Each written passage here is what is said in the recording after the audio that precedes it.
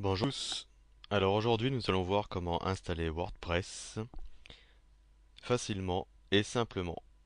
Alors nous allons commencer par télécharger la version de WordPress sur le site WordPress francophone qui se trouve à l'adresse www.wordpress-f.net. Donc la version actuelle c'est la 3.2. On va commencer par télécharger cette version de WordPress. Ensuite, nous allons voir comment l'installer. Alors vous allez voir, c'est très simple. Il n'y a rien de compliqué à cela. On va tout détailler et vous allez pouvoir vous aussi installer le WordPress.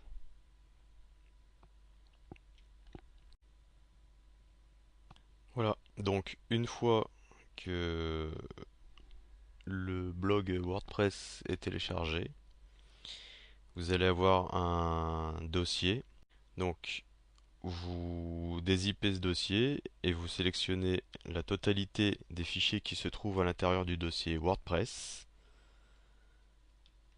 que vous allez installer pour l'exemple dans le dossier 3W de WAMP Server. Oui, j'ai oublié de vous dire pour la démo, ce que j'ai fait, c'est que j'ai utilisé WAMP Server. WAMP Server, c'est quoi? C'est un hébergeur local en fait. C'est-à-dire que c'est une sorte d'hébergeur virtuel qui se trouve sur votre ordinateur. Je n'envoie aucun fichier par Internet. C'est la raison pour laquelle d'ailleurs, dans ce tutoriel, on n'utilisera pas FileZilla. Alors que pour une installation de WordPress sur un hébergeur type OVH ou d'autres connus, vous aurez besoin de FileZilla pour transférer tous ces dossiers par FTP. Mais je vous montrerai la démarche ultérieurement. Donc là, comme c'est un serveur local WAMP server, nous allons donc copier les dossiers qui se trouvent ici et les coller dans WAMP et le dossier 3W. Voilà. Alors une fois que tout sera téléchargé, nous allons continuer la démo. Alors je vous rappelle que là c'est une démo avec WAMP Server. L'avantage de WAMP Server, c'est que vous pouvez vous entraîner à installer WordPress, utiliser des thèmes, des plugins, des widgets, tout ça en local sans avoir peur de vous tromper, parce que si c'est le cas, c'est pas bien grave, contrairement à un hébergeur que vous auriez pu prendre en ligne. Et ça vous permet de tester donc WordPress facilement et simplement chez vous sans problème. Donc voilà, une fois que les dossiers sont décompressés, ce que vous allez faire, c'est créer une base de données dans PHP Donc là par contre la démarche est identique, que ce soit en serveur local ou en serveur en ligne, c'est la même opération. Vous allez devoir faire la même chose. C'est-à-dire que lorsque vous aurez votre hébergeur, que vous aurez cette page là dans PHP il faudra créer une base de données pour que le blog puisse être installé. Donc, ce que je vous propose, c'est d'appeler cette base de données WordPress, mais vous pouvez la nommer comme vous voulez, et vous cliquez sur Créer. Vous voyez ici,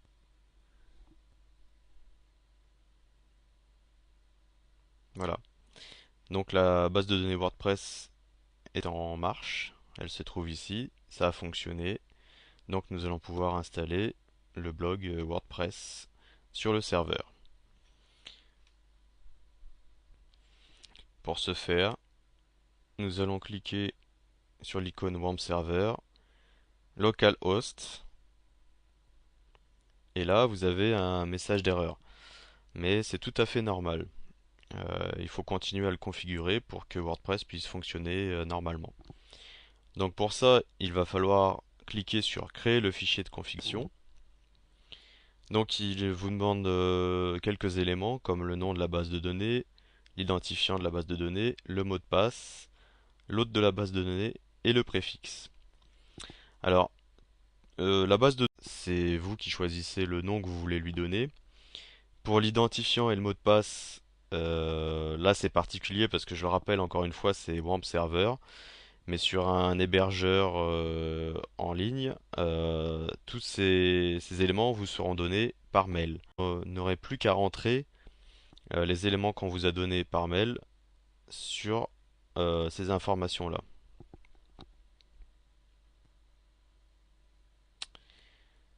Donc, le nom de la base de données, c'est WordPress. On l'a, on l'a créé tout à l'heure sur WAMP. On l'a créé juste avant sur WAMP.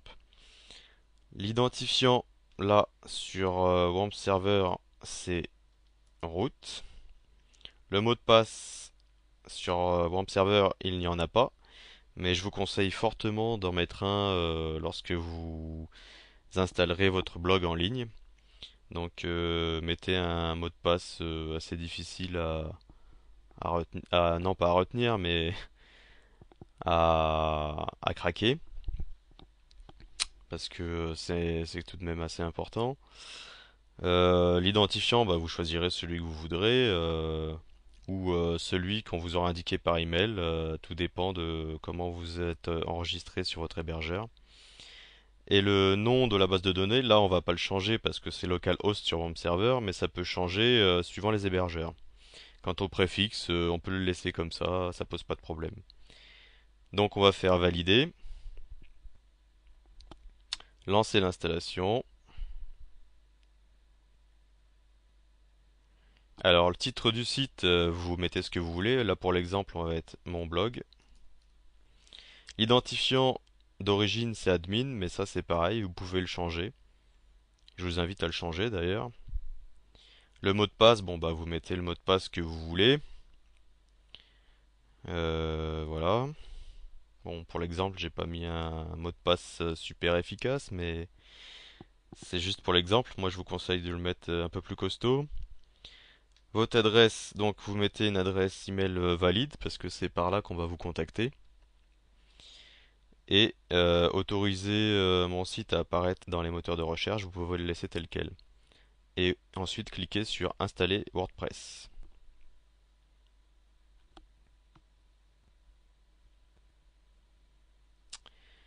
Et à partir de là, vous n'avez plus qu'à vous connecter.